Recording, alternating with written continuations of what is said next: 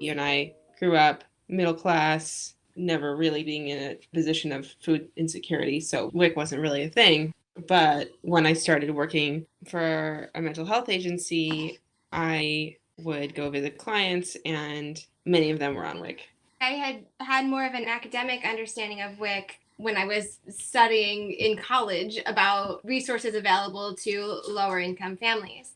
And I never really thought of our family as lower income. However, we were constantly struggling with money and struggling with groceries. And by the time we had our first child, Ida, we were trying to balance being able to afford the types of food that would give her good nutrition while also trying to pay our bills and make our ends meet. But I think because we always saw ourselves as not in such a financial position as some of the people that we had been assisting, we never really saw ourselves as somebody who could access that resource. And then that changed one day when you were getting your haircut. Right. I was like, I just want to be able to feed my child good food that's healthy. I don't want to keep buying whatever's cheapest. I don't want to skimp on fruits and vegetables because everything's so expensive. And the person cutting my hair was like, well, why aren't you on WIC then?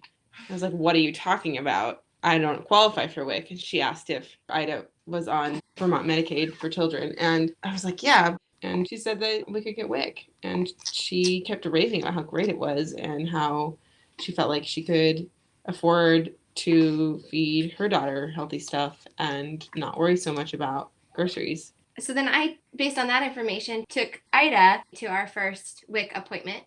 Not only did they accommodate our vegan diet, but being on WIC also helped us learn how to be more creative with food and feed Ida really interesting, healthy things on a lower budget. And when we had Georgia, the day everything shut down, we hadn't stocked up or prepared or done anything. And we're at home with a newborn and a high needs, high energy toddler. But then I got the call from our local office and they said, we actually just called the co-op and they've confirmed that they will do WIC on curbside pickup. So that was really an amazing accommodation that, quite frankly, like we were struggling with. This has been remarkable that we have these resources in our community that allow us to be parents in a way that feels good and is meaningful to our family and to our children.